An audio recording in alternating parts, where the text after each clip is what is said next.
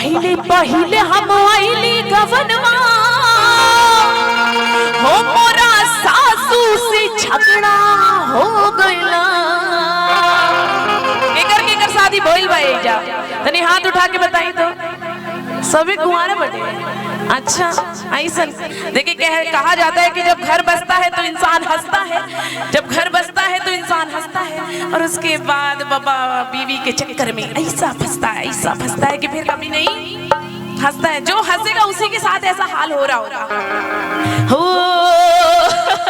और क्या कहना है कि पहले पहले हम आईली गवनवा जी मोरा सासू से झगड़ा हो गइला। पलम परत स्वाबितावे पलम परत स्वाबितावे दिल धड़के सवेरवा हो गइला, हो दिल धड़के सवेरवा हो गइला।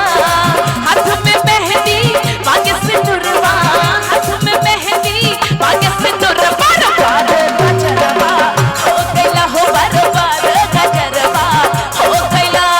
गली गली घूमेला हो मन के भवरवा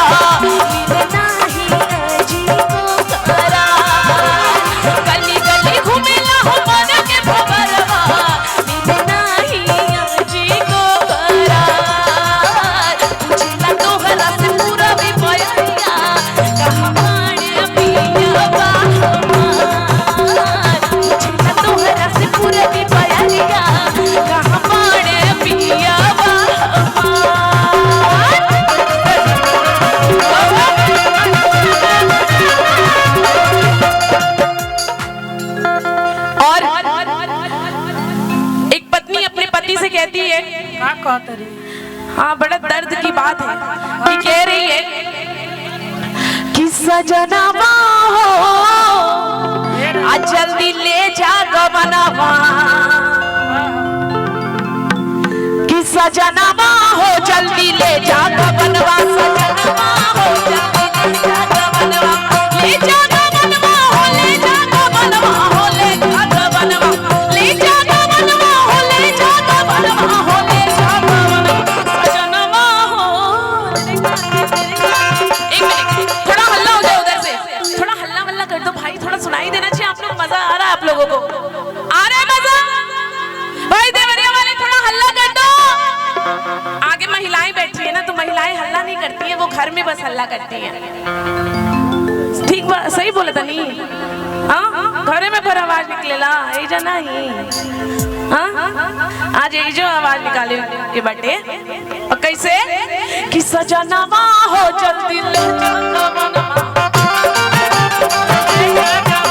सजनवा हो जल्दी ले जा गवनवा,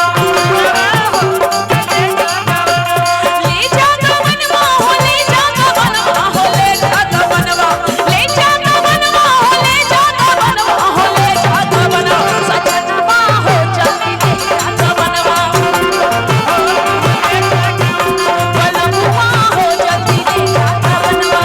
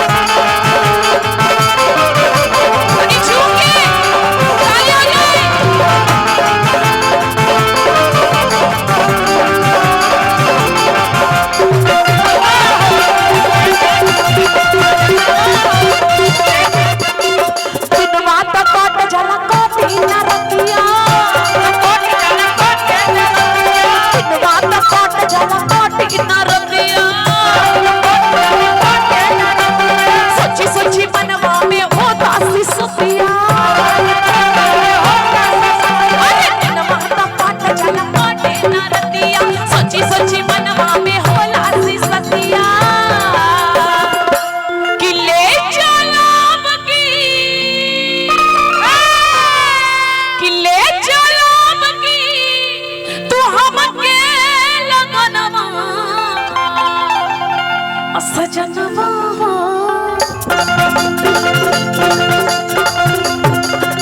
सजनवा हो जल्दी ले जा गवनवा। ये महिलाएं अभी महिलाएं आप लोगों के पास बच्चे हैं ना, बच्चे हाँ साइड में भी बैठा सकते हो, उठाइए हाथों को और तालियों के साथ आ जाए, ऐसा लागे कि जाए कि हमने कही जा एंजॉय करे आइल बनी जा ना। थोड़ा तालियों के साथ उठाइए दोनों हाथों को और तालियों के साथ। और कैसे?